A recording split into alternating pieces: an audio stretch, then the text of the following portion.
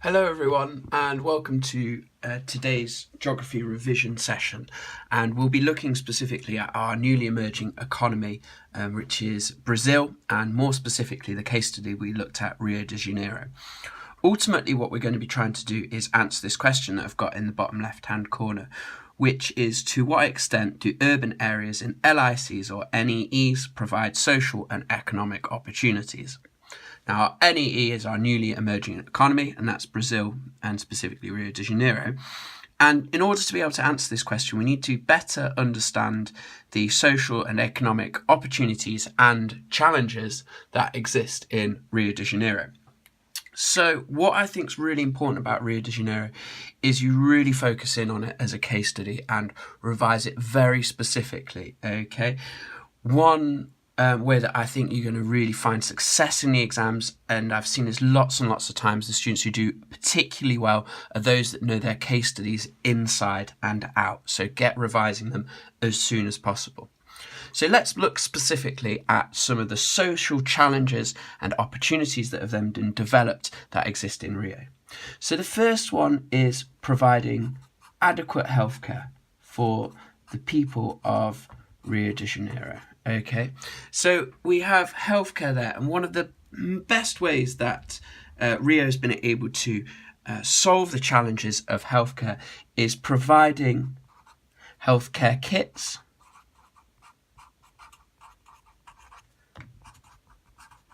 in the favelas themselves. Okay, and favelas, remember, are the poorer regions or poorer inner city areas of Rio de Janeiro, often kind of considered slum housing.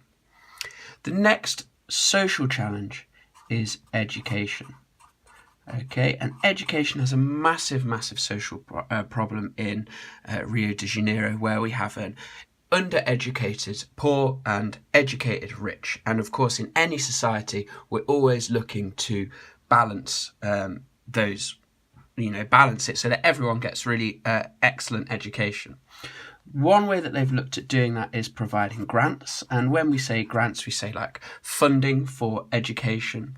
And another interesting way that they've tried to address this is through a private university in Rocinha. So I'm just going to put uni there, and in Rocinha. So Rocinha is one of the largest and kind of most famous favelas in Rio de Janeiro. Let's have a look now at water supply. Water supply, and this will have cropped up in development as well, is one of the critical areas that we can look at to develop places and to provide some kind of input and growth in an area. You need clean water in order to develop. It's an absolute critical thing, like education. So in order to give a better, cleaner water supply, 7 new water treatment plants were built.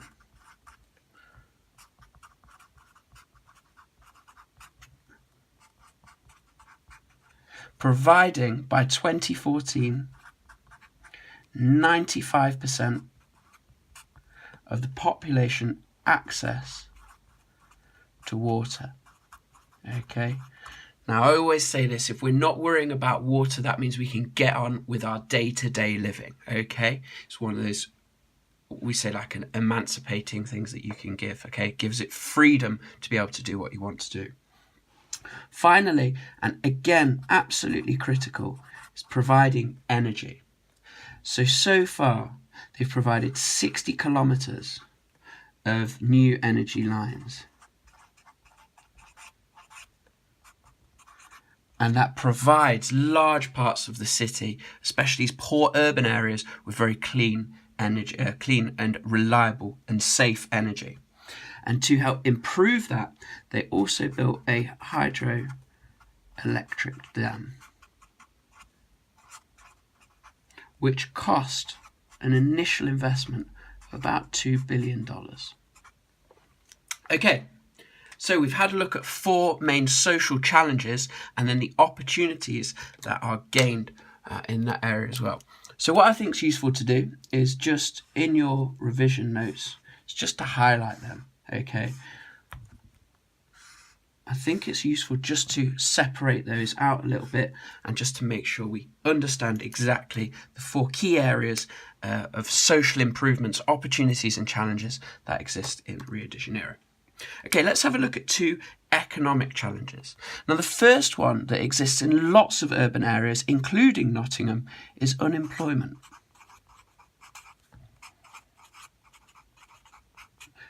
And one key way that Rio de Janeiro has tried to tackle unemployment, and one of the best ways to do it, is through education. Okay? Most specifically, the Schools of Tomorrow program that we had a look at in class. Schools of Tomorrow. Now, the Schools of Tomorrow program was specifically set up for poor regions, okay? To provide education for the poor people of Rio de Janeiro. A lot of the education it provides are practical and skills-based. And by providing that type of education, we are allowing people to gain the skills that they need to go into the workplace. Okay, the knock-on effect of being able to gain a job is huge socially for your family, also for local governments, as well as they're able to then start to tax you and can start to improve in these things as well. One final thing, and I think this was really interesting, is they've provided free childcare.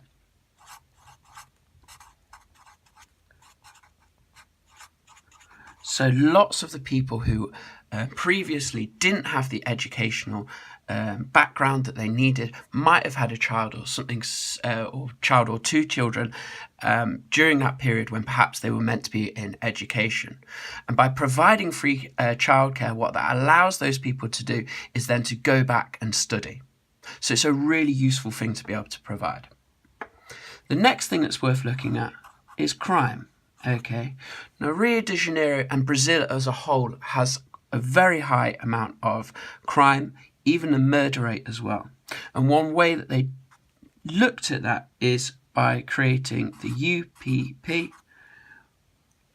which is just one of the best ways, or a really useful way of policing some of these poorer areas. Okay, it's generally called the pacifying police force.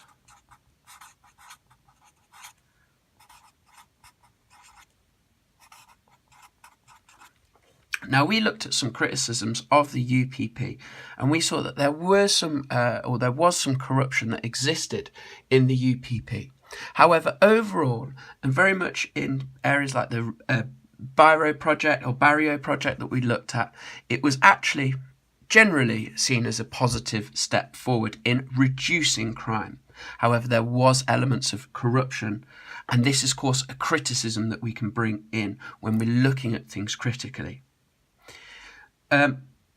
Okay, if we just look at more specifically, we of course had a look at the Barrio project. The Barrio project looked at improving some of these poorer areas in Brazil. One of the main ways it did it was with paved roads, which seems to you and me as something simple, but providing that structure for the roads and providing cleaner, more developed environments makes a big step forward in the lifestyle of the people that live there. Improved sanitation. And also, it brought in this UPP, this police force, into the local area as well.